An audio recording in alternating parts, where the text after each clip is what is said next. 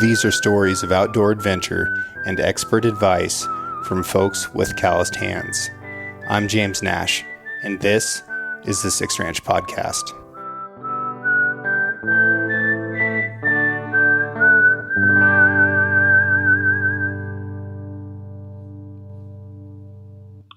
I got my first trail camera when I was 10 years old. It took 8 D-cell batteries and had a roll of film, and I set it up on a dead cow to see what would come in on it. I was so excited to take that roll of film to town, get them developed, and when I got my photos back, it was mostly just blurry photos of ravens and magpies, but in one of them, in the dark, I could see all these eyes circling this cow off in the distance, just glowing in this big bright flash of this giant, awkward camera. But I was so excited by that I just knew that I'd be running game cameras forever. And they've changed so much since then. The best of the cameras now are made by Tactacam. So these reveal cell cameras will work in places that have basically no cell service at all. So I can get cell service on the camera when I can't get it on my phone. They have live view. They've got active GPS. So if a bear packs my camera off, I can find it again. Or if I forget about it, definitely have done that. I can change all of the features through the app on my phone. The photos and videos just get sent to me. And ultimately, this makes me a better hunting guide because I can monitor a really wide area without going in there and disturbing the wildlife in that area, right? I'm just getting the intel back and making decisions based off of what I'm seeing on those cameras. If you want to learn more about Reveal, go to www.tactacam.com and check out their newest camera. That's the Ultra. That's the one that I'm using right now. And it's, simply put, the easiest and best trail camera that I've ever used. So go check it out.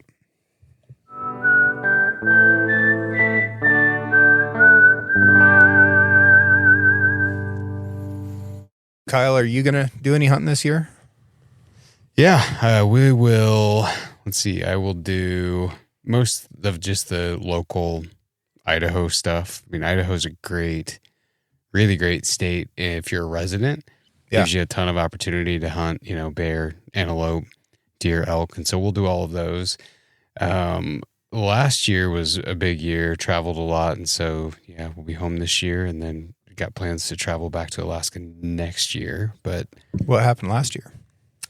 Yeah, so last year was still do all the Idaho stuff. It's so funny because as much as I like hunting and a lot of my friends play the tag game and hunt out of state and, they'll sort of encourage me to play the game. I'm like, man, there's so much I've not seen here at home state of Idaho that I want to see that it's just hard for me. And I love it. I mean, I just love living there. So it's hard for me to justify leaving and going there. But last year I did have a hunt up in Alaska. So hunted a lot in Idaho and then went up to Alaska we went out in the field for 12 days, but harvested on day 6. So it ended up being just 7. But yeah, for a Dall sheep. Did you enjoy that? Oh man, I loved it. In fact, I think do you just feel superior to everyone else now? No, I don't. And so my friend was the guide. And that's what got me up there. And he had a last minute cancellation and he was looking to fill it. So that's what went up there. And I think he could tell that I was a little disappointed it was over so quick. Like, I wanted to stay the full 12. You've been up there. I mean, that place is just, I've been up there a couple times and I've not been a place that I'm not just totally mesmerized by. You just feel like the way that I've described it, and this will make me sound like you are describing and saying that I'm superior. Do it. Lean into it. Is when you hunt, at least when I've hunted in different places down here, you always feel relatively in control. If things went south, like the weather got really bad, you're at worst a few hours hike back to your truck and cold and just kind of suck. Up there, you're just not in control and it makes you feel so small. And, you kind of have this reality of if something goes south, I'm going to have to figure this out, or I don't know, do whatever it takes depending on what the situation is. And that sense of being out of control, I think, is what is so alluring to want to be there. And it just adds to the grandeur of the place. And it's awesome. I mean, I tried not to take a single second of that for granted. It was a awesome trip. Why is that aspect of Alaska a positive? That's a good question. Doesn't make any sense. No. I would venture to guess that it's got something to do with, something deeper that I'm sure James Clear, someone has written about, as far as, feeling small and chasing adventure, and that just being like a part of us and longing to fill that. I don't know. But for me, I've learned as I didn't grow up hunting. And in fact, my father-in-law, who lives here where you live, introduced it to me sort of on accident. I mean, kind of fell into it accidentally.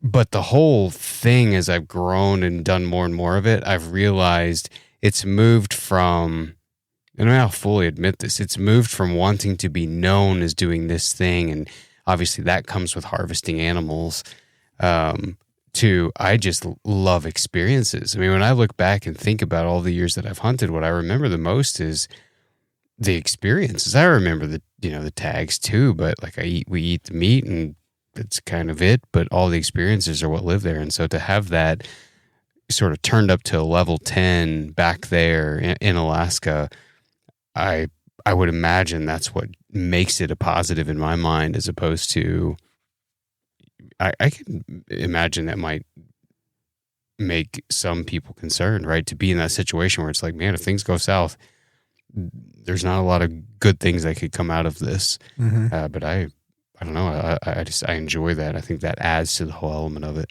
Yeah.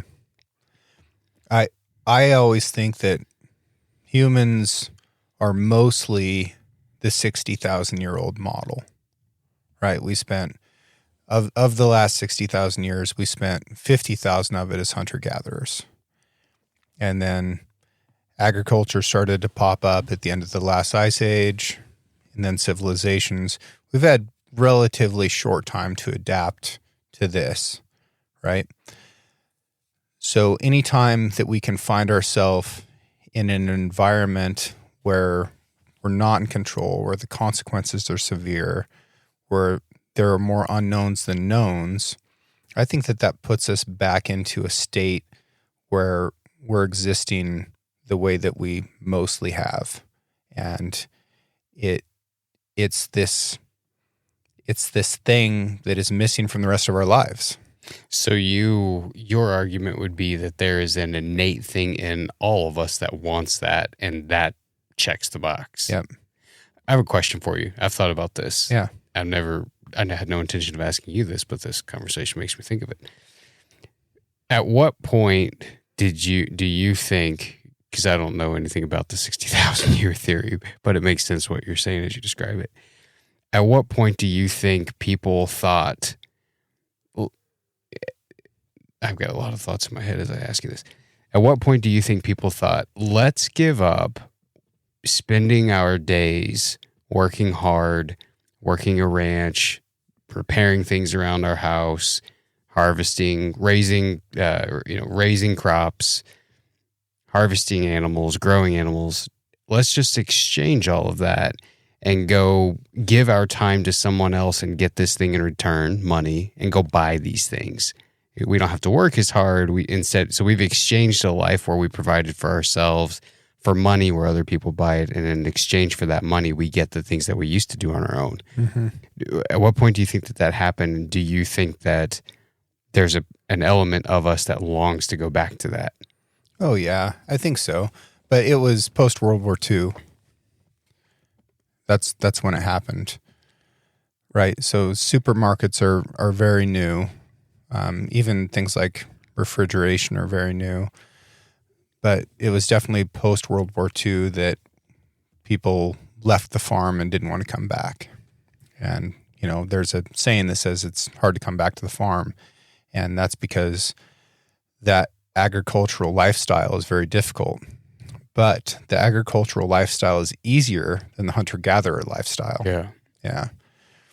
I read something really interesting in a book called Origins the other day. And this is a fascinating book if you're a huge nerd. But it is a geological look at how the earth shaped what humans did and where they went.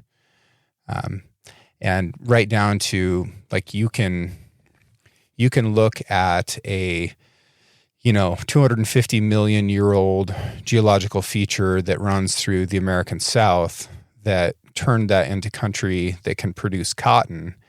And those are the areas that, despite most of the counties in the entire region being red, the counties that follow that geological feature vote Democrat because of soil types that were based off of a geological event that was hundreds of millions of years ago. One of the really interesting things that I read in this book was that horses, the first use of horses was for meat a long time before we ever thought about getting on one of their backs. And it was like 40% of people's diets for a long time before they were ever a pack animal or a human-bearing animal. But as we started to figure these things out and domesticate animals, then it turned into agriculture, and agriculture allows for civilizations, and civilizations allow for ChatGPT. Yeah, it's a wild turn of events. I don't know why I have those thoughts a lot though of like what made us make that transition. But you are right. I think that it probably is around that era that it seems to be mentioned as the reference point. Convenience, yeah, for sure. Yeah, for sure. One of my favorite World War II fun facts from Oregon is they shut down elk hunting here for 2 years. And there's 2 reasons that they did it. One was to preserve a food source, a wild food source, and the other was to give guys fewer reasons to stay home so they'd sign up for the war. So they'd sign up and go. Yeah, that'd be tough. I know a lot of dudes that probably wouldn't want to miss hunting season for that. Kyle, what's your profession? Yeah, so profession, I am, my training is, would say dietitian from a professional standpoint. But professionally, what my job is we own a business called Valley to Peak Nutrition. And predominantly what we do is we help people prepare for the mountains. And what that means is that it's a very broad range of what it looks like. We have people that, we have a guy who just summited Everest. And so often what that means is they have something they want to pursue. They're in some sort of a training plan to get ready for that. And that ranges anything from Everest to your local 5K, really. And throughout that time of training, they want to be sure that what they're doing for that training, they're making the most advantage of. And so we walk them through a nutrition program that we built that's kind of through three different stages from start to end, and till they get back from the trip. Now, what's been interesting about that is I'd say we have a vast majority of people who are involved in something like that, but there's also people that are involved in something like that whose spouses have nothing to do with that, but still want help. Mm-hmm. And so, while we do have people that are athletes and, literally climbing the highest mountain in the world, we also have average people like me who don't do that stuff. They just want to be healthier and they want to learn more about nutrition. And I would say, that is our whole, for me, that's the most important thing, is that people leave understanding how it works, not having had just followed the advice.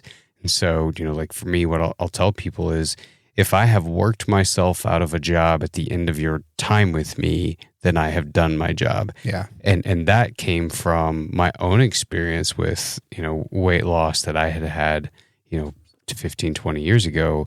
is my ability to maintain that weight loss over time wasn't my professional training. It was finally understanding how it had worked, because I had tried multiple times throughout, 20 years prior to that to lose weight. I'd lose it, it'd come back. I'd lose it, it'd come back. But once I finally understood how it worked, that was the sticking point. And so, when we first started, we kind of did the du jour thing at the time, which was you create meal plans for people and you send those out. And you would find what you would expect, which is they'd have success on the plan. But once they had reached their endpoint, they would graduate, the weight would come back because they didn't understand why did I create that plan that way?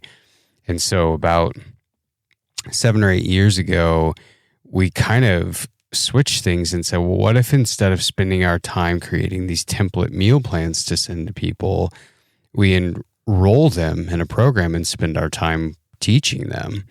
It was and is a lot more work for us, but it is and was a lot more rewarding, and we have way, way higher success rates after they're done than we did with meal plans, which makes sense, right? You know how it works, and if you can continue to do that after you reach this goal, then of course you're going to maintain it. And in the years that we've done it, I've never met anyone who says, in their onboarding, hey, I'm really interested in this goal and that I'd like to work hard, willing to work hard.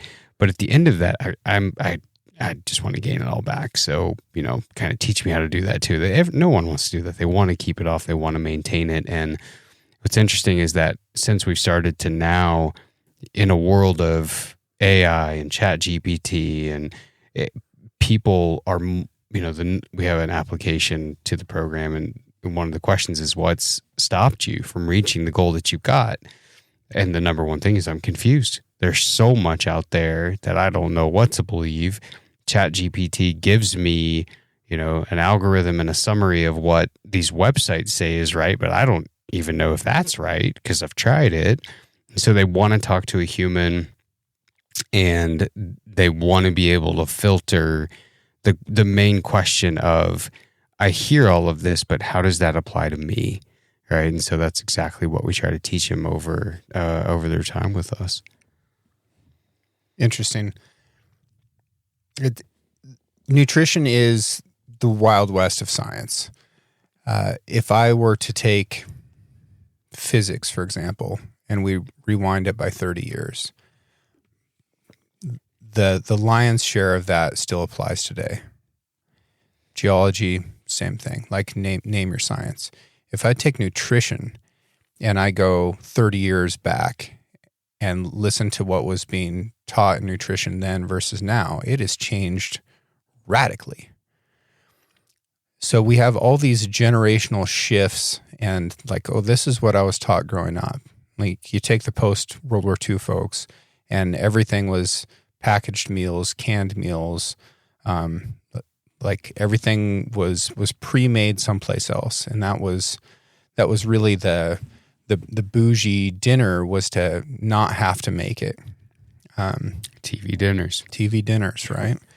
And then we moved through various stages since then, but I grew up being told that margarine was the healthy choice, right? And that fats made you fat, all these things. It is super confusing, and there's so much mistrust out there. You do an excellent job at making this stuff simple, and you're very willing to cut through really distracting details and get down to the major muscle movements, just the core of the issue. And let's try and keep this simple, because otherwise it's pretty intimidating, and it's hard, and it's confusing, and it's scary. And any piece of information that you look at today, you can find a countering piece of information. So it's a frustrating world for people out there. Yeah, I appreciate you saying that, because that is the goal. Is it's very tempting. It's very tempting to want to use knowledge and big words to impress people as a way to make them think, wow, this person really knows what they're talking about. They must have my answer. But I learned really early on, even when I was working at the hospital, that all the knowledge I have on the planet means nothing if I can't convey it to a person. It means nothing if I can't translate all these complexities that I had to learn about in school into something they can not only understand, but they can relate to and then go remember at home, right? I mean, the name of the game is consistency. It's repeatability. If you do something once, there's nothing's going to change, right? It's mastering those basics and doing them over and over and over and over and over again. And so, yeah, we try to make it as easy as humanly possible to remember, help a person develop consistency, because if you can be consistent, you'll reach the goal, And so, yeah, it's funny to hear you say the thing about physics and science and the Wild West and all of that. In my head, I'm thinking this really hasn't changed in 30 years either. But what's made it so confusing is, I think, two things. Number one, the advent of exactly what you're talking about, almost anyone who sounds intelligent and has even a little bit of logic woven in there. It makes sense. And you have people who go and try this new thing. They have success, so you can't deny that it works.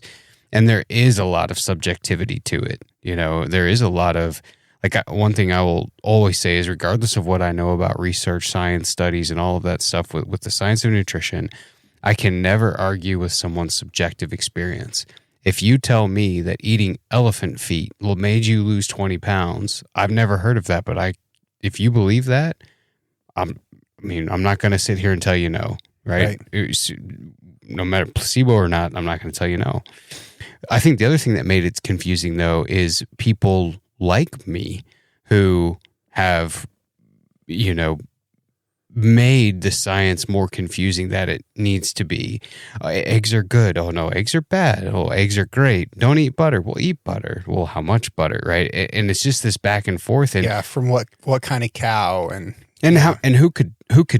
who could trust that? I mean, at some point, anyone would lose trust in that. And this, I guess, is a third. I said two, but a third, and this really upsets me, is, a lot of our professional organizations have taken money from big companies that are not producing good foods. And that is really hard in this day and age, especially in a post-COVID world where there was so much about pharmaceuticals and money and all these things. Our professional organization, I think, should not take a penny from any big name company, restaurant chain, or anything. I get emails from our professional organization, about, this food is healthy and it's sponsored by the company, right. And the public sees that, and they are not. Used to be that you could say, "Oh, my doctor said," or "Oh, well, research says." Well, you can find research to support anything you want, and you can pay for research to get you a result. You can pay for it, and those studies are supposed to disclose things that could skew the data, and they do, but it's like the last sentence of a 50-page study that no one's looking at. So yeah, I do not blame the public at all. I'll get in these podcasts with people and get very passionate on the topic, and it can almost sound like I'm frustrated with people for believing these things, and I'm not. I am so upset with the people like me who make this way more confusing than it needs to be. Yeah. So yeah, I appreciate you saying that, and that is the goal, is to say, look, this is not nearly as complicated as it sounds. Find a couple things, do them over and over and over again, and you will most certainly see a change. I want to talk through some of the stuff that I have planted in my garden, and then have you rate them for me. Okay. Right. Am I rating them on subjective taste or nutrition quality? Nutrition. Okay. I know what they taste like. That's on me. Okay. All right. So what rating scale do you want to use? We could use, let's use 1 through 5. 1 through 5. 1 through 5. Is 5 good? Yeah, 5 right. is good. Yep. Okay. Beets. Oh, 5. 5 on the beets. 5. Yeah, 5. There's not going to be a lot. I'm going to tell you, it's not a 5 in here. 5 on the beets for taste and nutrition quality. So beets are, they're going to be a decent source of carbohydrate, which is great fuel. But they are also a great vasodilator and can improve blood flow, especially after your training and stuff. So I love beets, anti-inflammatory, great color. So that's the other deal is like anything that's got a variety of color to it is all going to possess different nutrients in it. And so the whole idea, like some of the messages that are really antiquated also hold a lot of value. Eat the rainbow is true because you're getting a number of different nutrients and all of those nutrients do different things in you. And so the more variety you have, the more you're covering all of those bases, and it's tough to lose in that. Garlic.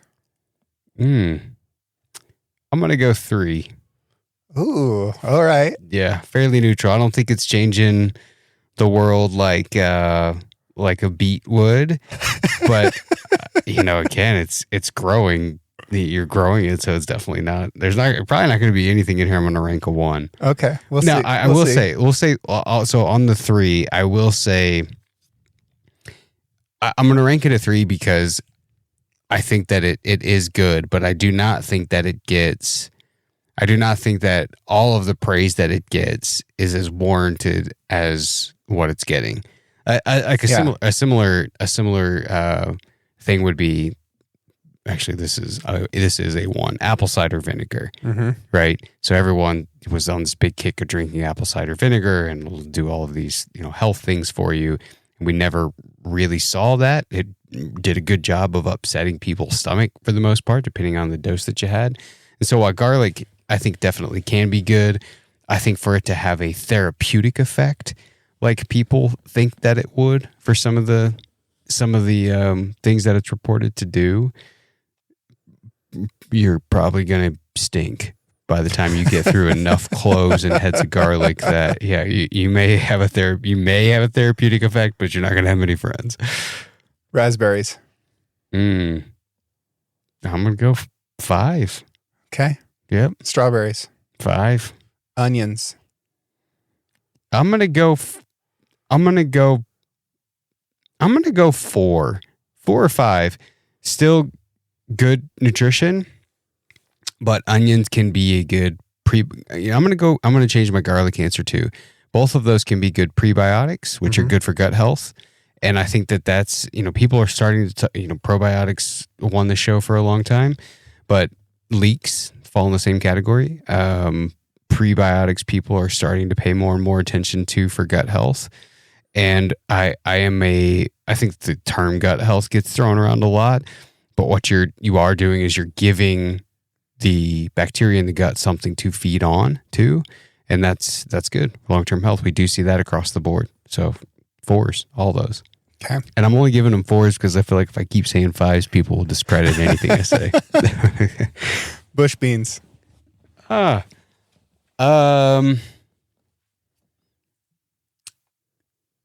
I'm gonna throw the whole bean category in. Yeah, a 4. Okay. Yep. Good fiber. Yeah. Decent. Yeah, they're carbohydrate-based food that have some protein, so I won't say that they're decent protein, but you could do worse for sure. Sweet potatoes. 12. You like them? Oh, man, subjectively love them, nutritionally love them, slow digesting, complex carbohydrate, great nutrients, great color, everything about sweet potato I think is good. Carrots. 5, same deal. Yep. I feel like I don't get much caloric benefit from a carrot. You don't. You'll hear people categorize carrots in the same class as corn, potatoes, like they'll say, oh, well, the sugar content of the carrot puts them up there, but it doesn't. We don't see that at all nutritionally, which is why, again, I'm a big fan of it. I love roasting those things with some salt. Oh. Potatoes. 5. Corn. Sweet corn. 3. Okay. Yep, you'll get a nutrient called zeaxanthine. You're not going to find that in much else because there's not a ton of yellow. Mm-hmm. So that's good quality there. They're not going to be as slow to digest as even a potato or a sweet potato. Let's just say that I don't know what zeaxanthine is or does. What is it? Yeah. It's a nutrient. Yeah. Right. So you have different colors, and you could call these things, like the term that I think people would probably be most familiar with would be antioxidants or phytonutrients. Okay. And what these things are designed to do is you're constantly producing free radicals, right? Mm-hmm. Whether you're breathing it in the air, you're probably not breathing much out here, but good stuff. But in a city like most of us live in, or exercise produces free radicals. As great as it is, it's producing stuff that's not great for you. So when you're eating these variety of different foods, all of these different colors possess a variety of different nutrients, antioxidants, phytonutrients, etc. They are combating these free radical production, the production of these free radicals. That's a good thing because the more free radicals you produce, either from lifestyle choices or from things that you have no choice over, like the air you breathe in a city, really, these things go and attack them. We did a post on social media a long time ago, and I still have this image in my head of these little rockets that are dispatched. I mean, it's just like little anti-missile things, right? Dispatched to these things that are not good for you and are fighting those. And so it reduces the number of those that you have, which inevitably is going to mean for you reduced risk of health issues, right? So the idea of eating the rainbow is something more than an advertisement we got years ago. At the end of the day, you're basically saying you're improving the quality of your life because you are combating these things that are always being produced in you by what you eat. So I'm a huge believer in eating these things for all of their benefits. Yeah. And that's the beauty of the color, whether you range from carrots or something that seemingly has no value like an onion, they all hold value. And so every time you're eating something that's got a different color, especially as we're talking about this, you're increasing the amount and the variety of these different nutrients that can't be found other places. Now, you'll have people listening to this that's like, God, I just can't stand the taste of anything you just named. I can't stand the taste of any vegetables. So I buy AG1 or I buy insert my powder of choice. Mm-hmm. I would say that that's going to be a okay backup, but we have this term that we use called bioavailability, which is exactly like it sounds. The amount of that nutrient that is available to you and is taken up by the body. It will always prefer a natural source. It will always absorb more. The uptake will always be higher when it comes from food. So if you can't eat it, I would even argue trying to find a way to blend it into stuff, whether that's a smoothie or a stew or a sauce or something like that. There's some of those nutrients that are going to degrade by heat, but not all of them, and you're still going to be better off than not having any at all. The other advantage you're getting when you do some of that stuff, don't juice, and here's why, is you're getting the fiber. Mm. Right? So the fiber is not only driving down a lot of blood markers that you want to keep low, it's also literally acting like a squeegee in your colon, reducing colon cancer risk and reducing all these risks of I mean, you talk about like colon cancer specifically, younger and younger and younger people are getting diagnosed with that. And they think that it could be something to do with food, like what we do and don't eat now. And so the more that you can get this in, it's not just about like, oh, I should eat my greens, but I don't know why. There's this plethora of reasons to. And even if you can't eat them just straight out of the garden, then finding ways and being creative to put them into a sauce or to put them into a smoothie or a stew or a base or something like that to where you're still getting the nutrients from it. Yeah, I don't like eating a lot of leaves. Like most leaves, a little bit bitter, Not a huge fan of them unless you put dressing on them. Most people who are being honest don't like them either. But those beet greens, especially in the morning when the sugars are up in the leaves, oh, so good. You just eat them plain? Yeah. Just gnaw on them. So every morning, grab a cup of coffee, go out to the garden, sit there and, do a little bit of weeding and drink my cup of coffee, let the sun hit me. And I eat those beet greens, and I just love them until they get big right before harvest, and then they're not as much fun. But that's a green that I encourage people to try to seek out if they can find it, because they're pretty tasty. You just did a big, I forgot about this a couple days ago, I think, did a big beet harvest. You posted a story where you roasted them and froze them. Yep. Man, I love some beets. My in-laws who live here, they have a big garden and do a bunch of beets, and my mother-in-law does that too. They're wonderful. Yeah. So got all those harvested. Actually had some for dinner tonight. Thawed them out and had them for dinner, and they're great. And that's such an easy button. Like, it took me a whole day to harvest and process all those, but then I had 39 servings ready to go, and all I have to do is put them in cold water and thaw them out really quickly. I can eat them cold. I can heat them up. They're already seasoned. Like, it's pretty darn easy. But $10 in beet seeds planted at the 1st of June here by the end of July gave me 32 pounds of beets. It's awesome. And I also saw like where you've been doing your own, packages of electrolytes for hunting season. Yeah. I feel amazing when I remember to drink those things. Yeah. Yeah. I've got all kinds of bull crap in there. Yeah. Well, you are very wise to go to where you source those and just weigh them out yourselves. That's all they're doing. It's all these, right. And the expense for some of that gets crazy, especially if you spend that many days in a field. Yeah. So I'm at about 67 cents per package. Yeah. And I've got creatine, glutamine, potassium chlorate, magnesium glycinate, Celtic salt. I've got grapefruit seed extract. I've just got a bunch of crap in there, and then like some true lemon to try to flavor it, like make it a little bit more palatable. Yeah. And I shake that thing up in, 1.5 liters of water, and tastes good. And I put B12 vitamins in it too. Yeah.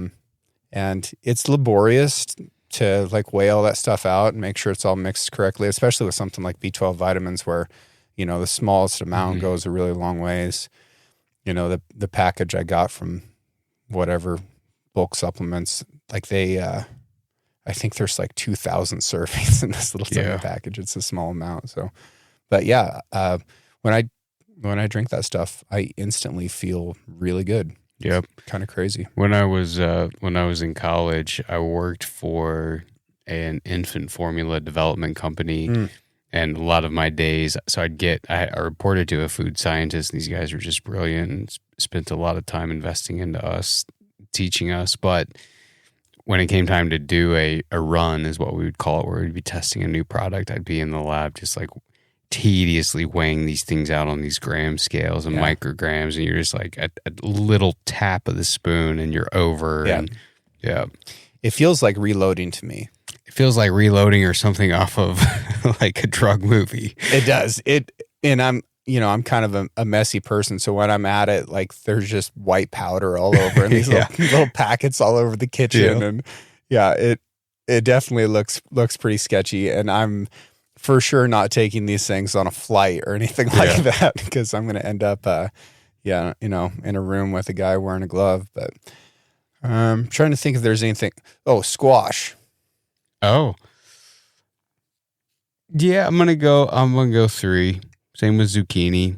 Mm-hmm. I don't think there's anything to write home about, but again, you still get the quality from fiber. 2 different colors. You got the green and yellow, but yeah, still good. Okay. What should I have planted nutritionally that I didn't? That's a good question. You got a pretty good variety there. You got any fruit trees? I've got an orchard down here that is coming along. Orchards they're the deep fight. So I think in 10 years, I'll have more fruit than any 100 people could use. Cantaloupe, watermelon? We're too cold. Okay. Yeah, we're too cold. So the only thing that come to my mind would be, darn it, would be tomatoes. I got tomatoes. I forgot about them. Tomatoes, good. Great lycopene, especially for guys. What's lycopene do? Nutrient that's going to prevent. It's one of the only nutrients that's been shown to aid in prevention of prostate cancer. Great news. Yeah, I've heard from many doctors that if any man lives long enough, he will die from prostate cancer. Yeah, it's not great prognosis for. Well, it's just something that we know. Like it's not a like, oh, is this going to be a problem for me? Well, if you live long enough, it will be. Yeah, and the other one that came to mind was, I guess you could group these into a family of winter squashes, acorn or a pumpkin. Yeah, I've got acorn squash, delicata squash, and cucumbers. So, dude, you're covered, man. You just forgot the couple. Yeah. These are also things that I can grow here in our very short growing season. Yeah. That are all fairly storable. Yep. Right. So, yes, you can preserve any kind of food for the most part, but a lot of it takes a huge amount of work, huge amount of time. Canning, especially pressure canning, if you're dealing with some of these low acid foods, man, it takes a while. Mm-hmm. It takes a while to get through it, especially if you're doing volumes. But things like potatoes and squash and carrots, even beets, like these are all things that I can more or less just bury in dirt and keep in a cool environment, and they'll make it through the winter like that. Yeah, my in-laws, like I said, have a big garden, and they'll give us onions and potatoes almost year round. Yeah. Did you do peas? No peas, just bush beans. Did you, when you're talking about pressure canning, do you guys do any pressure canning of any meat? Yeah, lots. Predominantly beef or? Elk. And salmon. I need to get into that. I'm not. My mother-in-law keeps like trying to encourage me to, and I keep wanting to do it, but we had a really great season last year, and that's one thing I'd love to do is try to can some meat. I have a 5-gallon and a 10-gallon pressure canner. So I can do a huge volume at once, which is great because it's about a 3-hour cycle because you've got to, put the meat in there, get the lids on and all that stuff, get them stacked up. But then when you turn your heat on, the first thing you're doing is allowing steam to fill up that entire chamber, and you have to basically purge out any oxygen that's in there. So you let it steam for a while, then you put your weight on, let it come up to the pressure that is prescribed for your elevation and whatever it is that you're trying to can. And then you need to keep it there for the prescribed amount of time, which might be 105 or 115 minutes, quite a while. At that point, you leave the weight on, turn the heat off, and then you let that cool back down. And it cools really slowly. Once it's come back down below boiling, you can take the weight off, and then you can take the top off of it and pull your jars out, and then let them start to cool. And then you'll hear all the lids popping as that heat goes out, and the contents create a vacuum, basically. So is yours electric? No. You have the good one. Yeah, I use All American pressure canners. Yeah. They don't have a gasket. It's a metal on metal seal. They'll last for multiple lifetimes. They're awesome. They're expensive. They're heavy. And if I need to, I could do it over a fire. It'd be laborious, and it would take some skill to hit those temperatures and keep them there. But yeah. And you just put the elk meat in a water bath with salt. I don't add any liquid at all. You just throw it in the can. Yep. So I just cube it up and throw it in the can and put a pinch of salt in there. A lot of people can meat with peppers, and they'll make different flavor batches. Yeah. the thing with canned meat is that you can make it taste like whatever you want when you get it out of that can, because it's like stew meat. It's very soft. Yeah. It will take the flavor of whatever you put on it. So there's just no need to do anything like that while you're canning, because then you've pigeonholed yourself into that category. What is your favorite dish to make with that? I don't make any kind of dish at all. I plop it Yeah, out. we can. I plop it out into a bowl and usually add some mayonnaise and like that furikake sprinkles. Yeah. You know, a little bit of wasabi and sesame and seaweed and that stuff, and eat it. It's great. What is in this whole conversation about like preservation, food preservation? What's your thoughts, feelings, etc. on nitrates, preservation of meat? If you are going to be doing something like dry aged sausage, which that's what these hooks in the ceiling of the podcast studio are for fermented sausage. So in the fall, that time of year when I'm killing animals, I can make, you know, my whatever kind of salami I want that I'm going to have be a dry aged fermented salami. This podcast studio stays at about 50 degrees, and it's just a dark, perfect environment for aging sausage. So if you come in here and do a podcast in the fall, it's going to smell like smoky meat. I already want to come back, even if we don't do anything. It's good. It's real good. So if you're going to be doing something that's grinded up, where you've exposed the surface of it to potential contaminants, and then you've put it back into an anaerobic environment inside of a sausage casing, that's where you're going to want to safety up and use nitrates and nitrites, like, you know, prog powder. I think it's safer to go that route than it is to risk botulism or listeria. Have you played with using something like cherry powder or an alternative, like call it a more quote unquote natural nitrate? Yeah, nitrate. I've used citric acid, but with the same results, or does it affect the flavor?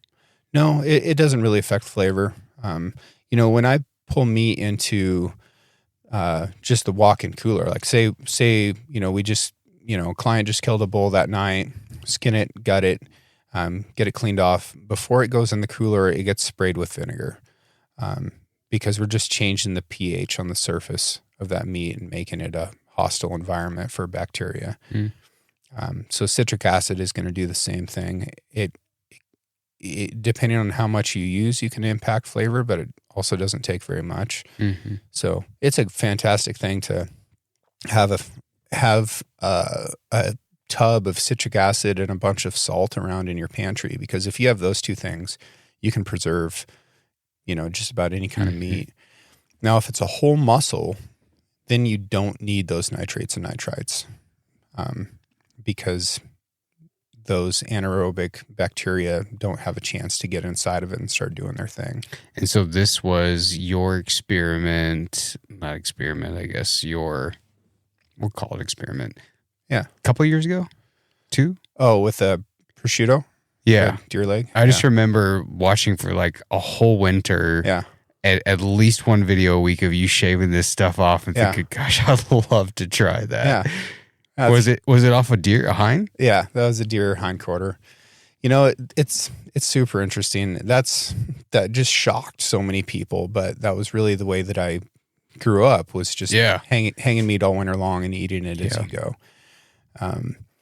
When I was just in South Africa, we went into a couple biltong shops, and you could smell them from 3 blocks away. And it's just meat fermenting. Yeah.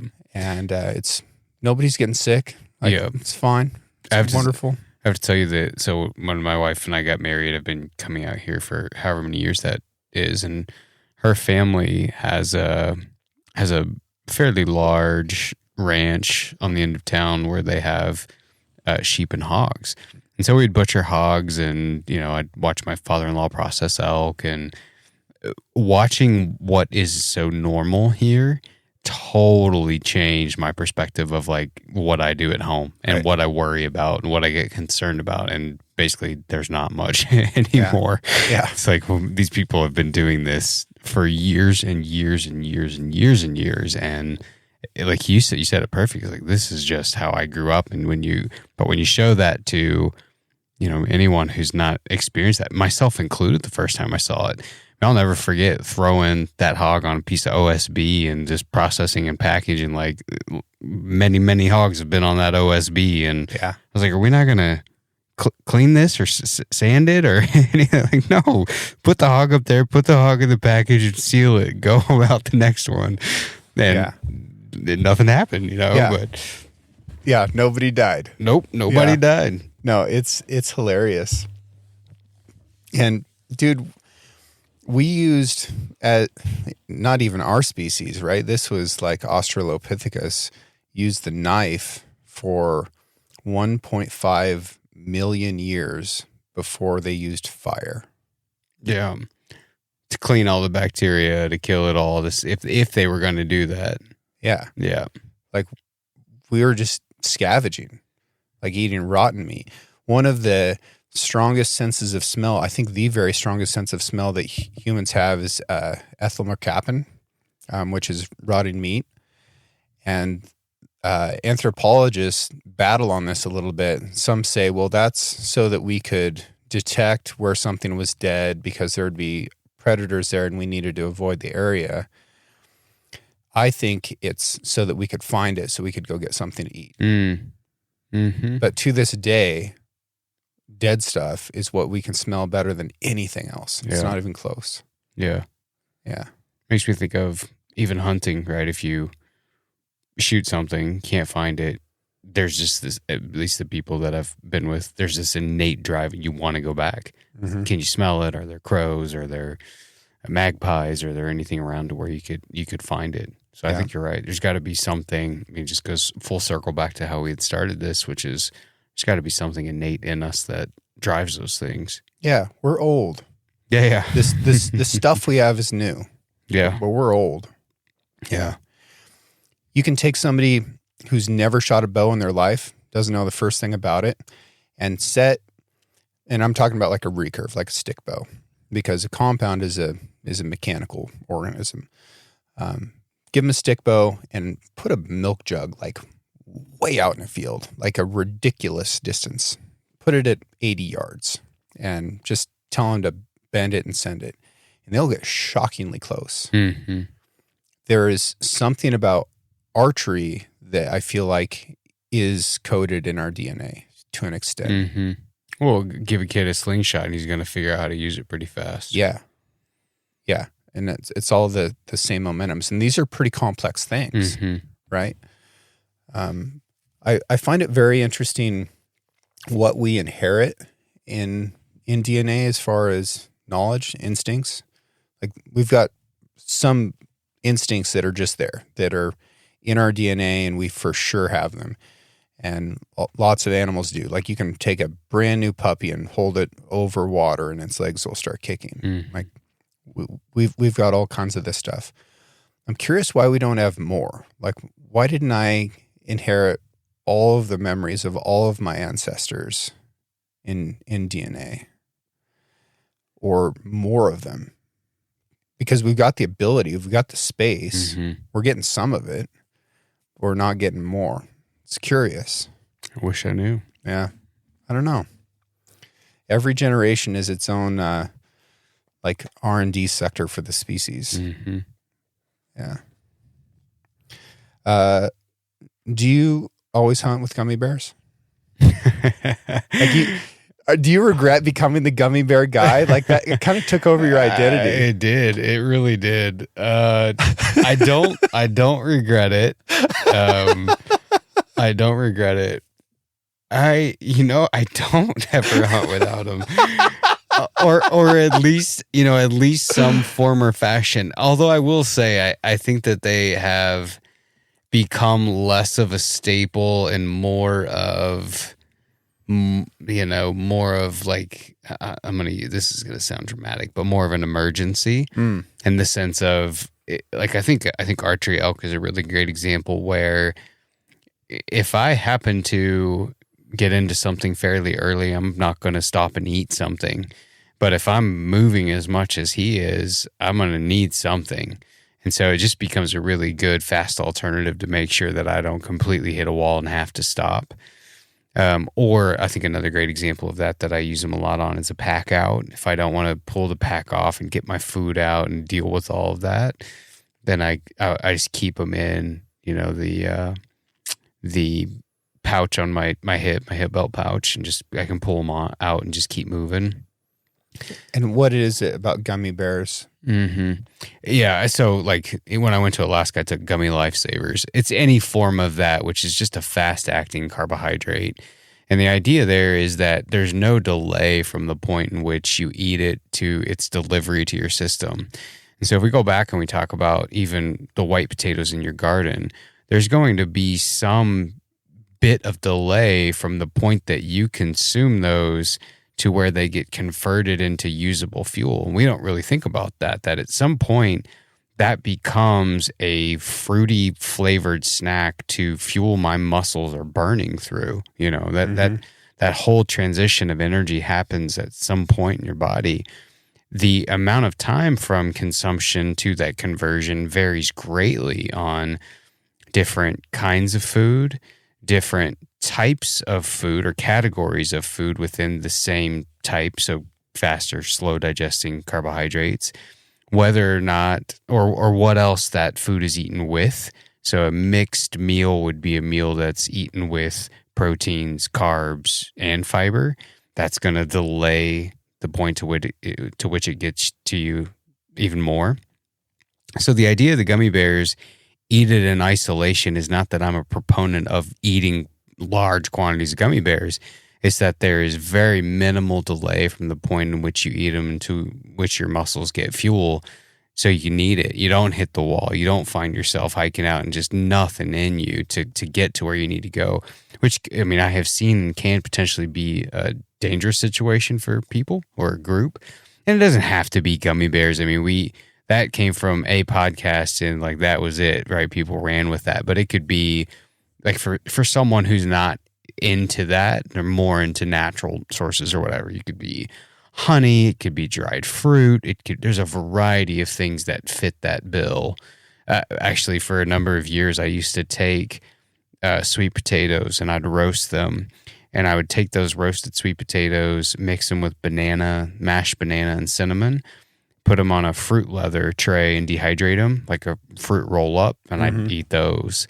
So, it doesn't have to be gummy bears. It can be really anything that fits that category of just a fast acting carb that's going to hit you pretty quick in the way that it prevents you from hitting a wall. I've heard some stuff about what happens with some of these starchy foods like potatoes and rice if you let them cool before you eat them. That sounds a little snake oily to me. It sounds snake oily, but that is true. It can develop. It can develop a, like, some of the term that'll get thrown around as a resistance starch, and it changes. I don't know what it is that it changes the chemistry in which you process them. So a great example is a potato that's been heated, cooled, and then you eat it after it's been cooled. Creates that thing, right? So. Yeah, and this is true of all nutrition. I think that this is the important part. Like when we talked even earlier about studies and different nutrients and all of this, I think the question that a person always has to ask themselves when they hear this thing is whether it's like a resistant starch in potatoes or a prebiotic in an onion or the miracle that everyone is suggesting creatine holds, and all of this is the reported benefit. Am I going to feel that? Is it so significant that I'm going to actually notice, right? Or and whether that's a feeling that I get by way of I feel better or I think clearer. I mean, you said you drank that packet of stuff and you just feel totally better, right? And that's a Yeah. tangible difference. Yeah, which is a rare thing. Like of so much of the stuff that's been recommended to me throughout the years, whether it's a prescription or a vitamin or, whatever, it's like, oh, you got to try this. And then it's like, do you notice a difference? I don't know, man. Probably not. But I think that's the question when you hear these things is the reported benefit so significant that it's gonna be the thing that's gonna be the variable that changes the outcome that I've been chasing. And so you go back to these resistant starches. If you eat a potato that's been heated and cooled and it therefore lowers the glycemic load, are you now not a diabetic? Probably not. Right? I mean, you have to transform a lot of things that are before that starts to show up. And so I think that's one thing to consider. And even the messaging that we were talking about earlier about how people are confused, even whenever you hear negative things about certain food groups or whatever, is changing that going to be is that the variable that's going to change all of these outcomes for me? The answer is probably not. It's probably a couple of small things done over and over and over and over again that's going to do it. But I think that that's the important thing to remember is that people are looking for is, I'll give you an example after this, is asking the question, am I going to notice a tangible difference? A great example of this is green tea. For years, you would hear study after study, drinking green tea aids with weight loss. It increases your metabolism is usually the two things that they would say. When you would read the study, I'm going to use theoretical numbers. When you would read the study, it would say, okay, well, participants in this study who did not drink green tea burned on average 300 calories per day. Participants in this study who did drink green tea burned 302. So yes, there was an increase in metabolism after looking at those things, but is an increase of 2 calories burned per day going to be the thing that moves your weight? No way. Right. And so then you have to take that information and say, okay, well, is the cost of this thing, is the inconvenience of this thing, is the, lack of this thing tasting good, is that worth the reported benefit of 2 calories or not? I don't know that. Only one person can answer, and that's the person that's curious. Yeah. No, that's interesting. Where can people go to try to suss that stuff out on their own? That's a good question, and that's it. Is that a Google Scholar type deal? You could use Google Scholar. You could use PubMed. You could use ChatGPT to pull studies. The trouble is, I think, and that I've found is for your average. This is going to sound I don't mean this to be demeaning in any case. It's just been what I found. For your average person to decipher what that's really saying in the study is going to be really hard, I think. Oh, it is. And again, you can read a study headline that says green tea increases metabolism. But if you don't know how to read that study and say, it was 2 calories, that's not statistically significant enough to make a difference. Not to mention, this was a study on 3 people. And when you look at things like in science in particular, before you can cast the net broadly that says this thing will do X, Y, and Z, you have to see repeatability among big groups of people to the point of where we can assume there's so many people here that saw this outcome that it has to be what's good for the goose is good for the gander. But if you see a study that's 5 people and 3 of the 5 saw a slight benefit, you could say, it's interesting. This would be worth us continuing to look at. But for us to assume that 3 people that saw this one outcome can be extrapolated to the global population, you can't. Yeah, you can't. 3 out of 5 does not equal 60% of a population. Yeah, and that's what's tough, and that is where you enter social media. That is where you have someone who sounds very convincing, is a very dynamic personality. uses a dose of logic, who says these things off of studies that were 3 of 5 and flashes a headline from PubMed. And for someone who doesn't know, like, oh, yeah, I mean, look, he's got all the evidence here. Yeah. And it's just not true. And so I think that's what's aided in people's confusion is people are presenting evidence of what they're saying now, but it's not really true. Yeah. And I think that's just added more to the confusion. And this makes me think of your thoughts earlier on physics not changing in the last 30 years. What we know at its core for what most people want out of nutrition hasn't changed. We have learned a lot more. We have learned that, butter's not always bad. We've learned that meat is not always bad. We've learned that eggs are not bad. We've learned all these things, right? But for the most part, the core elements of nutrition really haven't changed for 30 years, right? Calorie balance matters. Moving your body matters. Protein is always going to either retain or build muscle. Carbohydrates are going to be the main fuel source of the muscle, especially if intensity is high, although you don't have to have them if you're not doing anything. There's nothing that says you got to have carbohydrates. We know we need fat to transport hormones. We need fat for signaling of hormones. We need fat to transport certain vitamins. That's true. We've known that for a long time, but we've complicated that. I have my own thinking as to why. In the last several years, as people have become to, get louder and louder with their voices online. Everybody's got a platform. Mm-hmm. Yeah, which is good and bad. You're exactly right. Good and bad. But we've also got access to seek out information, although it is difficult to parse it out, especially once you get to peer-reviewed scientific literature. It is written by very smart people for very smart people using a lexicon that they own and nobody else has access to. So that they're a version of a magician where they've got this sauce that nobody can really get into unless they work pretty hard at it.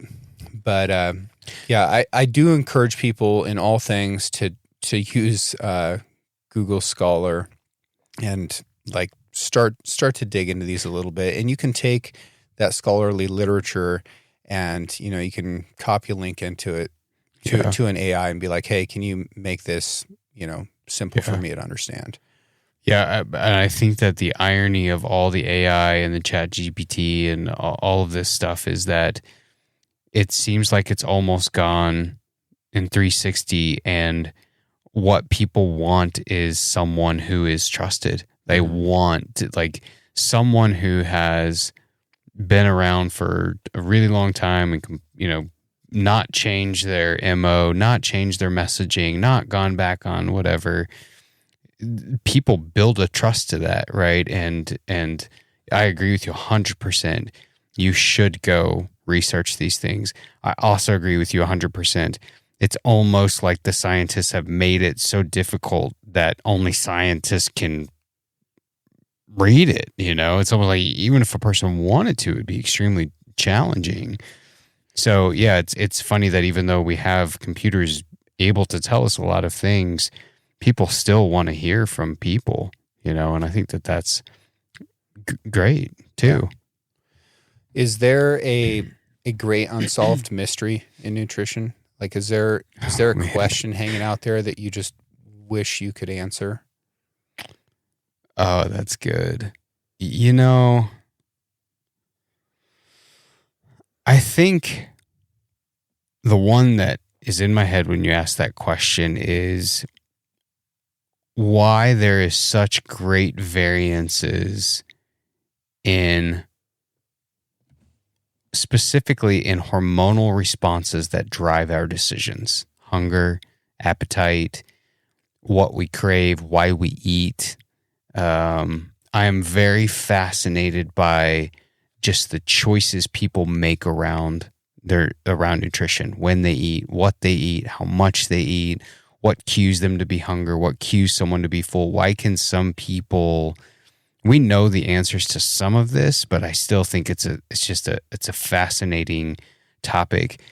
why do some people get full after what seems like a normal portion?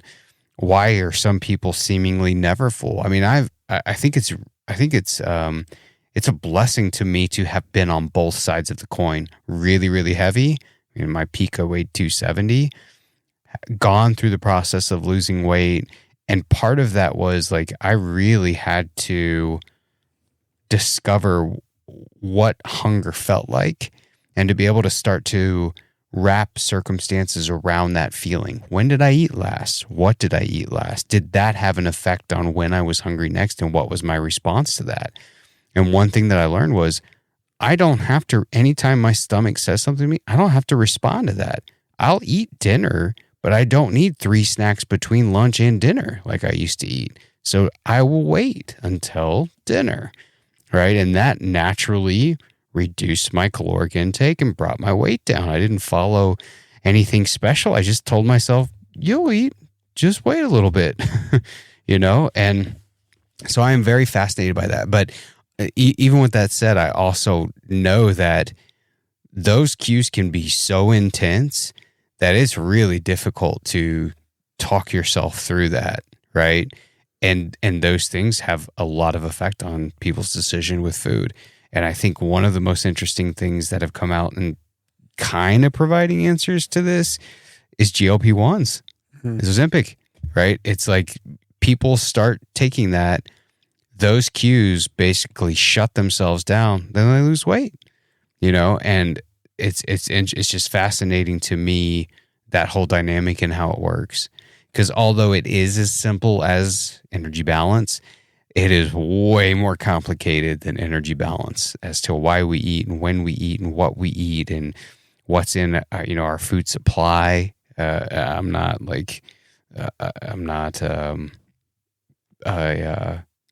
what's that called? Conspiracy theorists, where they're like, oh, they're adding these things in.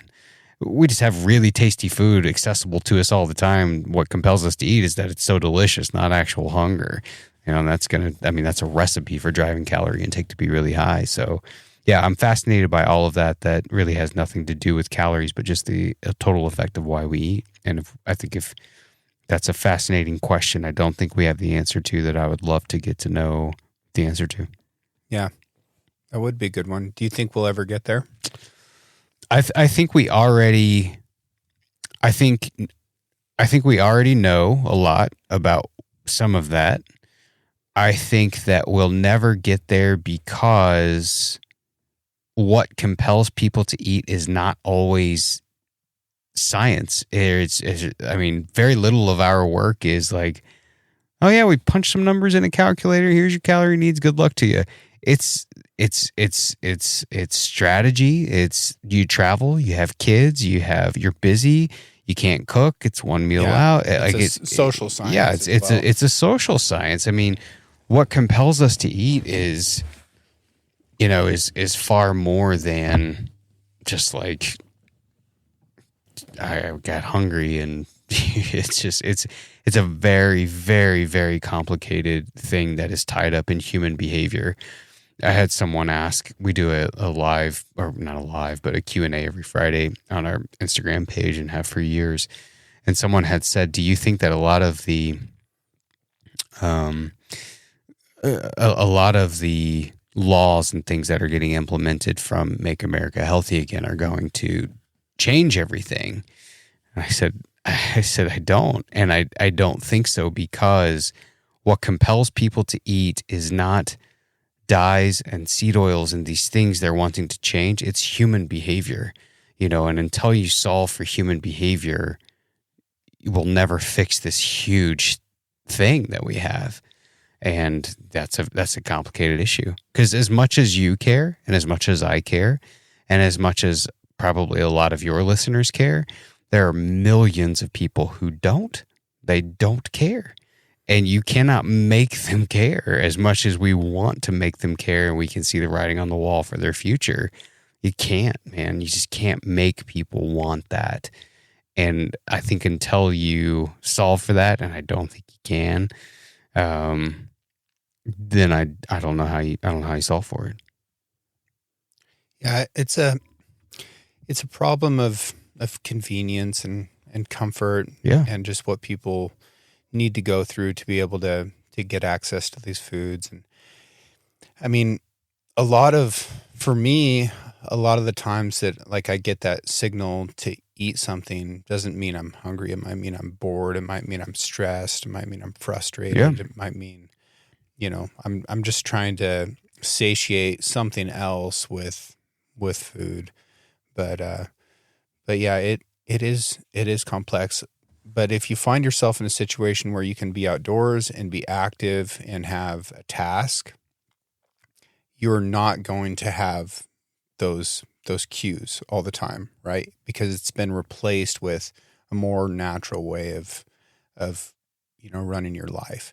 And I'm not just speaking from my own experience there. I'm speaking from the experience of a guide who's helped people come out of, very indoors type of situations for most of their life. And then I put them out in this environment. I go with them, and then I see how their behaviors change. Yeah.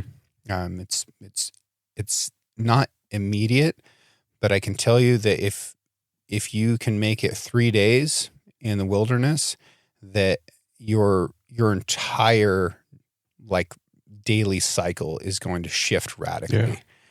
Yeah. It's so easy to see from my perspective, from that third party perspective. I can watch it wash off of people, and it's pretty cool. Yeah. It's one of the best parts of my job. Yeah. Nope. I think you're 100% right. What we do during the day has a role in that. And even thinking back to kind of our conversation earlier about the World War II things, it used to be, and your thoughts just now on convenience, it used to be really inconvenient to overeat. You'd have to go cook it, Mm-hmm. and now it's like, go to the grocery and pick anything you want. And again, like I think one of the most interesting things that I observe is depending on what a person chooses as meals and snacks, usually you're going to be compelled to continue to eat because of the taste, not because of satiety, right? If I were to sit down to a bag of Doritos, even with my profession and all the knowledge that I have about nutrition and health, I could destroy that whole bag if I just wanted to easily. Yeah. If you set me down with a 5-pound bag of apples, I might get through 3, and I just can't stomach the idea of 4, and getting through the third is going to be a struggle because I'm full. I don't want it. I'm done. Yeah, and apples taste good. And I like apples. Yeah. I love apples. Like that's a great example because those are both really delicious foods. But the way your body responds to them is wildly different. But even meat. I love meat as much as the next guy. It's going to be tough for me to get through, much more than 6 ounces or so at a meal with other things on the plate. But you give me a bag of Doritos or Oreos and a campfire, they will both be gone if I needed to be. I have no, I could easily eat all those because they just taste good. Yeah. And the double trouble with those is they are all very calorically dense, and so you are easily able to fit in 3,000-4,000 calories in a day without really thinking about it or ever really feeling full. Yeah. To eat 3,000-4,000 calories of meat and potatoes and beets and oats and eggs, and that's going to be pretty tough. You're going to be hard pressed to be able to. I'm sure there's people that are probably screaming at this and saying, "Oh, I could do that," and you probably could. But for the average person, it's going to be pretty tough to fit in that amount of calories of nutrient dense whole foods, eating on a regular schedule, variety. And that alone is a good example of what you choose when you eat can make a difference. Yeah. In how you feel, and calories and weight aside, in how you feel, full, satiated, hungry, not, how long in between those meals. Those all have an impact. Lewis and Clark and his crew were eating 10 pounds of meat per day when they were dragging boats up the Missouri. More power to those guys. I don't know that I could do it. Well, look at how hard they're working. Well, I was going to say, dragging boats, I might eat anything too. And that's what they had, right? Yeah. It's what they had. Yeah. But I think about the burn, like the caloric burn of dragging boats, big boats, heavy boats upriver, going up muddy banks, pulling out a winch line. Yeah. Dude, like just brutal work, and how hard that must have been for their bodies to say, yeah, give me 10 pounds of meat, otherwise I can't do this. Yeah. It's crazy. Yeah.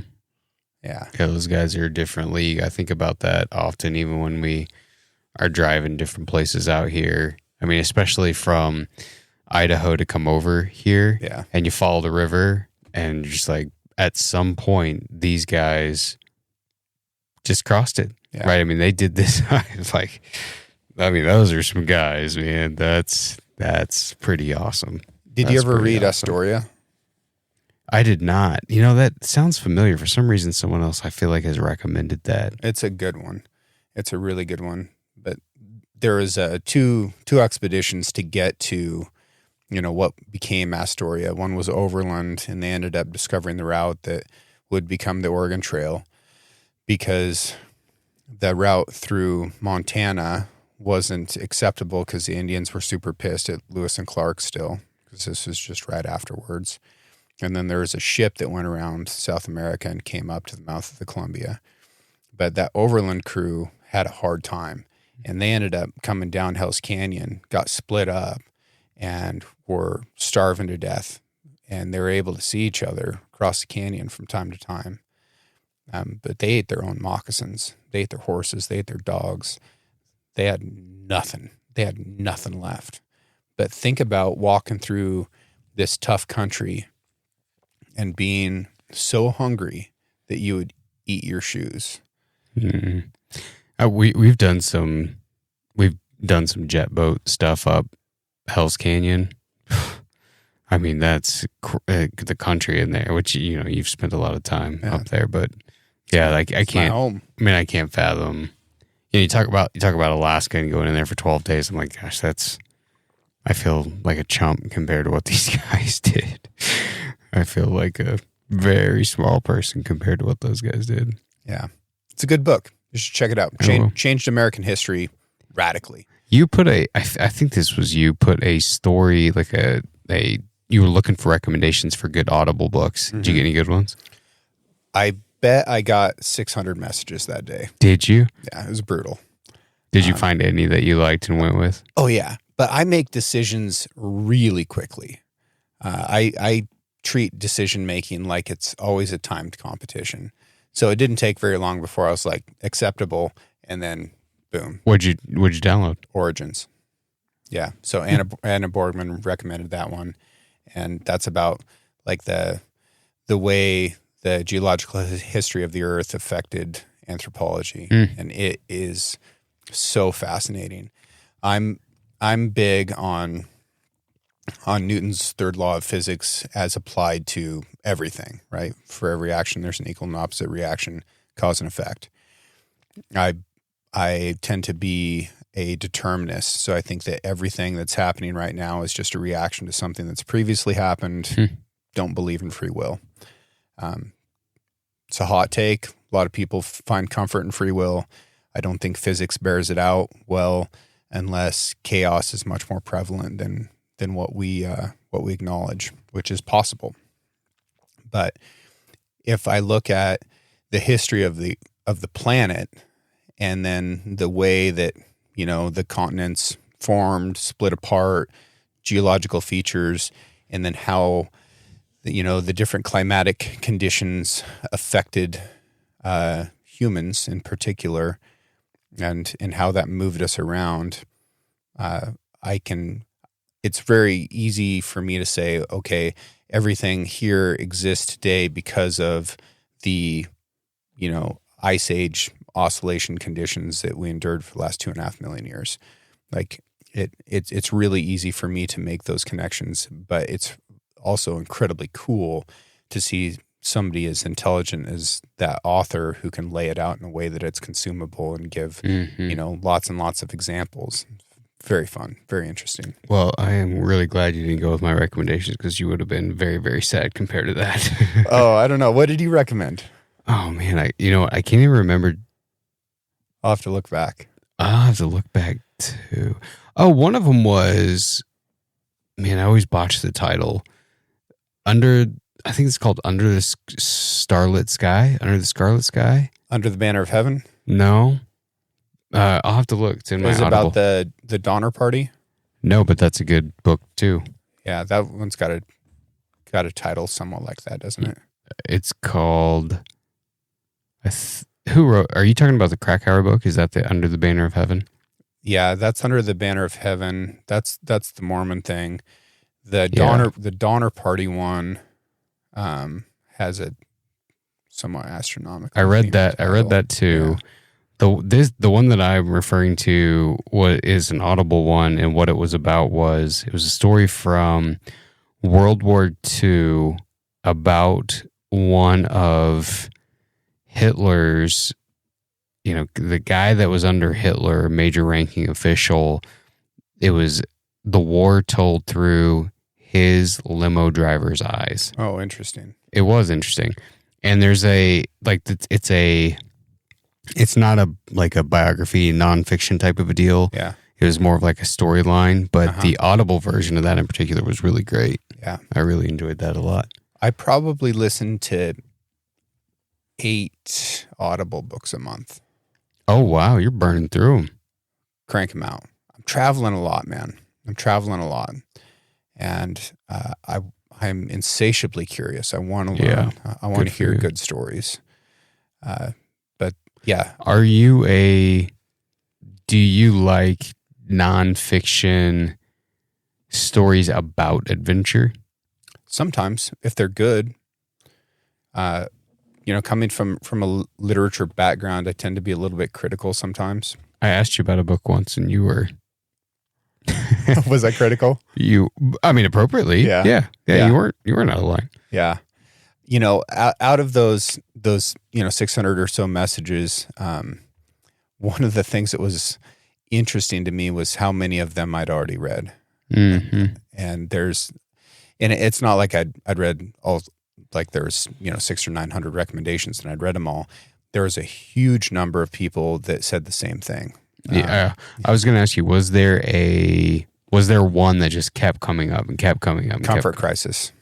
I wondered if you'd get something like that, or if you'd get Habits. What's the James Clear book? Atomic Habits, or Yeah. Some of those just kept coming up over and over and over again. And have you listened to it? I listened to the author of Comfort Crisis on some podcasts, and good for him. I want nothing to do with anything that guy's written. I'm glad he got out there and went hunting one time. I'm not going to sit through that. Is that the reason why? Because it's a one-time experience, and he's sort of glamorized it and made money off of it. Yeah, like super, super hard pass. You were a tourist.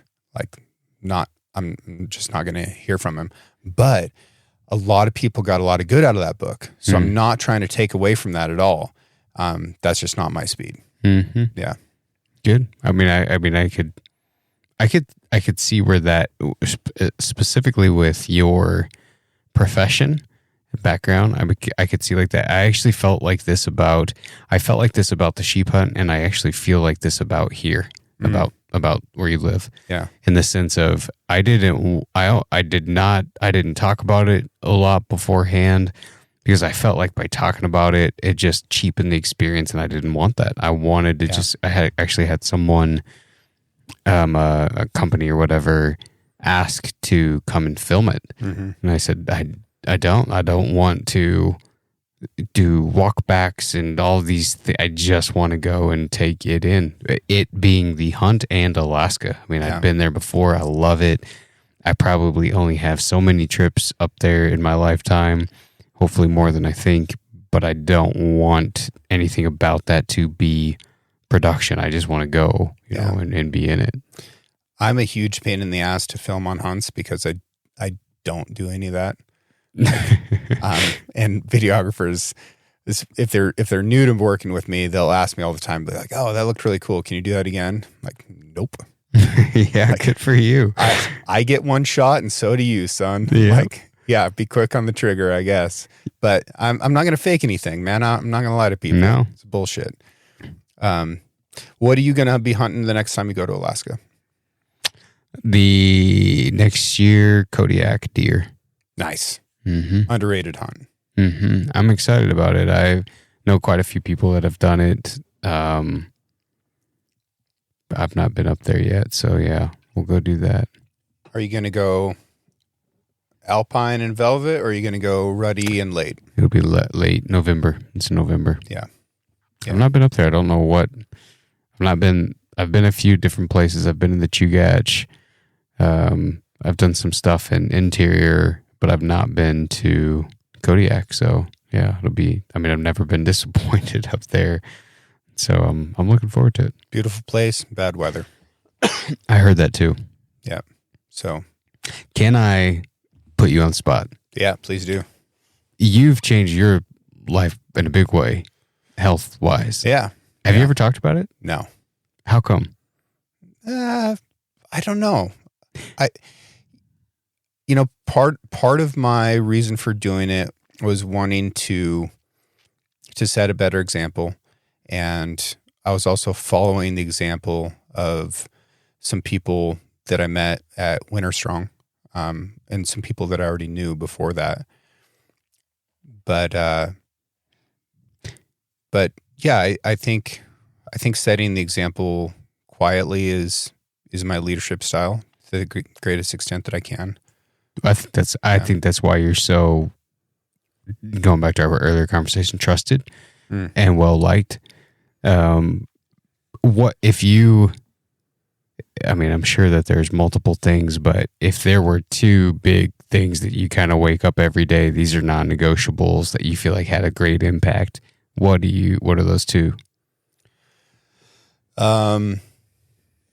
It's obvious to me what foods are I'm just eating for the enjoyment of it. And, that's going to be like your bags of Doritos and, rows of Oreos. So those were non-negotiables. I just took them completely off the table. Like if it's obvious that this is junk food, or drinks, just not going to do it. And then I made sure that I got 150 grams of protein, and that I lifted weights 3 days a week. Sometimes it's two days a week. And I lost 85 pounds in 5 months. Good for you, man. It's great. Yeah. I feel good. I feel a lot younger. My balance is better. My sleep's better. Lots of things are better. Yeah. Yeah. You did it. You did it so quietly, and I kept watching. I was like, he's doing something. And I knew you wouldn't say anything. I knew you wouldn't say anything.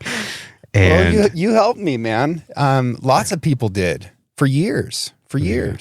I'll never forget I was thinking about this earlier. You probably don't even remember it. I'll never forget the first when you followed us on Instagram and you and I exchanged some messages. Yeah. And you were traveling a lot at the time.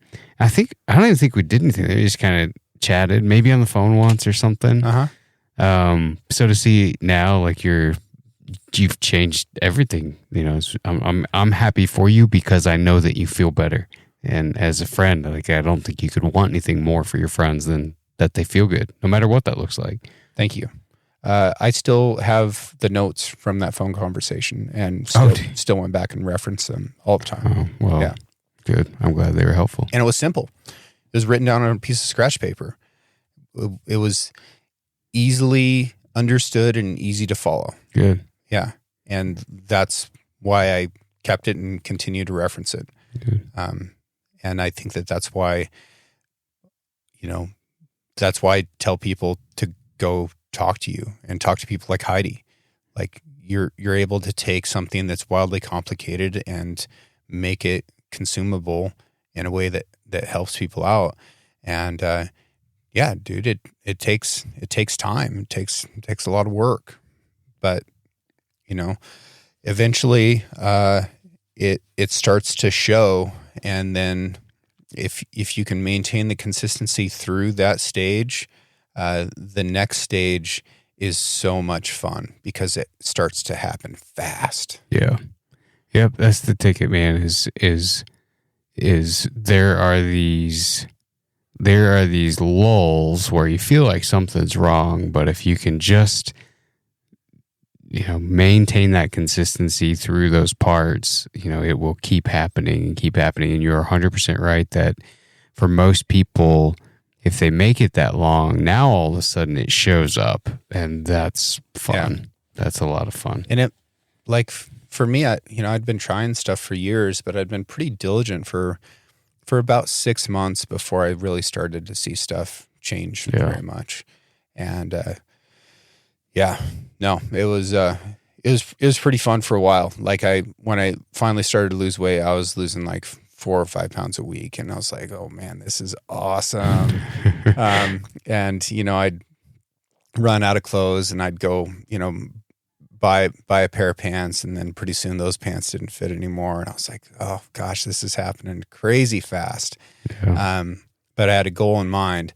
The last 15 pounds of that goal, I was fighting for the ounce, dude. It got hard. It got hard again, and that was frustrating.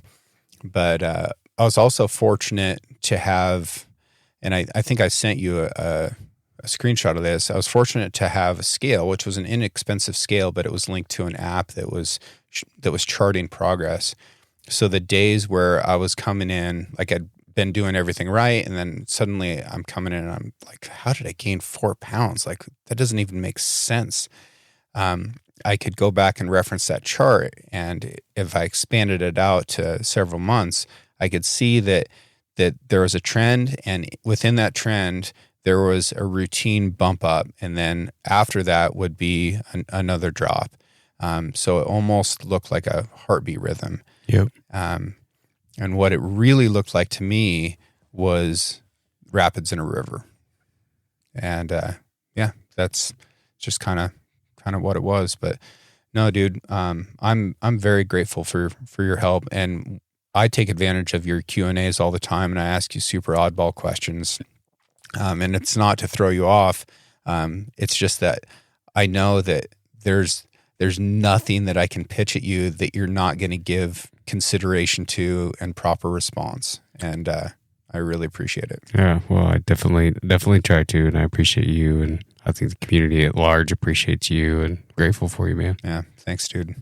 Well, I don't want to take up more of your time. It's already late at night, and you got a big weekend ahead of you here. So thank you so much for coming out. Where can people follow all of your lovely media and sign up to get some nutrition advice if they want to go down that road? Yeah, everything's on v2pnutrition.com or Valley to Peak Nutrition. We have all the stuff that you would normally look for, podcasts, resources, etc. It's all kind of under that name. So if you Google that, you should be able to find it. But yeah, we've got, free stuff to cheap stuff to full-on coaching stuff. So yeah, really anything anybody wants, we can try to help you. I encourage folks to go check it out. Definitely helped me, and you've helped a huge number of other people. Yeah. It's a meaningful thing. I would be interested at the end of your career to see how much, and I know saying this, that like weight loss isn't the goal. You're trying to make people healthier, more capable, and helping them understand the reason that they're doing it. But at the end of your career, I'm curious to see how much weight you've taken off the surface of the earth. It'd be interesting. It's so fun. This is my job, and people probably don't think that I think about this, but it often, I'll be with my family in the middle of the night and realize people are at that moment trying to go do what we've talked about, and that's tough, and so it's not lost on me that I've got the easy part and they're doing the heavy lifting nearly every day, and it would be interesting to know that number. But if it was 0 or lots, I'd still keep doing it, man. I love it. I love working with them. Good. Keep trying. All right, folks, go check out V2P Nutrition. Thanks, Kyle. Appreciate you. Yeah, thanks, man. Thank you to everyone who has taken the time out of their busy lives to write a review for the show and share it with their friends. I'm extremely proud of how intelligent, engaged, and adventurous this audience is. Original music for the Six Ranch podcast is written and performed by Justin Hay. Art for the Six Ranch podcast was created by John Chatelain and digitized by Celia Harlander. Thanks for listening, and we'll see you again next week.